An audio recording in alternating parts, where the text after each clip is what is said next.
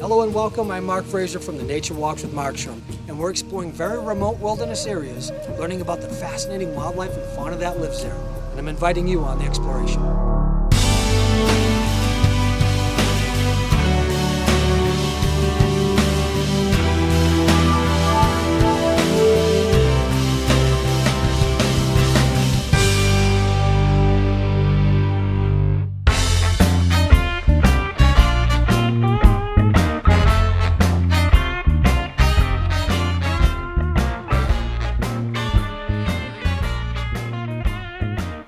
This beautiful species of snake is called the northern red-bellied. It's an incredible animal. It lives in the northern forest, and these guys are actually quite common. They're fairly simple to find in the summertime. Just keep your eyes peeled, and sure enough, sooner or later, you'll bump into one of these beautiful animals. Let's have a closer look. Whoa, look at this. Look. Two of them. This is a red-bellied snake.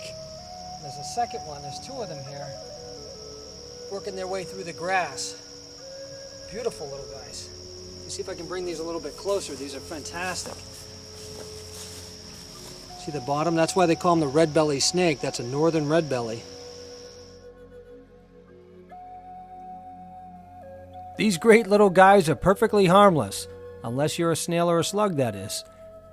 They make their way through the forest, setting up little ambushes, using their big eyes to actually sight find for species, and also using their tongue to find their scent.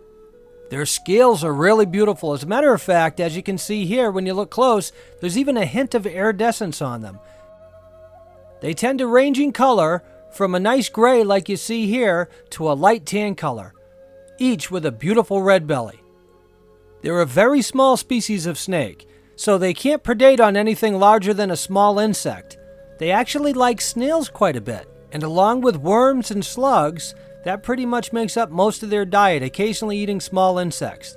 So if you have a garden, this is a species you want to keep around. They're probably doing you a favor helping out with the slug population that'll eat the foliage. They're not prone to bite whatsoever. They're perfectly harmless, and they've actually got a pretty nice temperament too.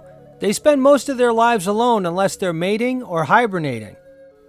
This particular species is extremely well adapted to the northern colder environments, so he has no problem dealing with the cold weather up north. Notice as he's looking for prey, he flicks his tongue. It's bidirectional and therefore allows him to identify if a scent is to his left or right. Notice how large his eyes are compared to the rest of his head. This not only allows him to be a great visual hunter, but also allows him to avoid predation. Being harmless means you're on the dinner plate of a lot of different species. Raccoons, hawks, other birds like crows, they'll all feed on this particular snake, so he needs to be very careful.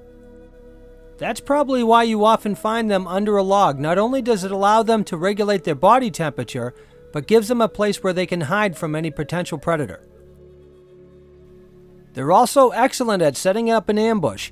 They'll sit here in the foliage and just wait, patiently looking for any potential prey that might happen by. They often have a beautiful yellow patch on the top of their head like this, as you see here. They're a gorgeous looking species. If they get nervous, they can actually kind of snarl their lip like Elvis Presley and show their teeth, but it doesn't really do much and they don't bite. Like some other snakes, they have the ability to release a fairly powerful odor, but they don't tend to do that very much either.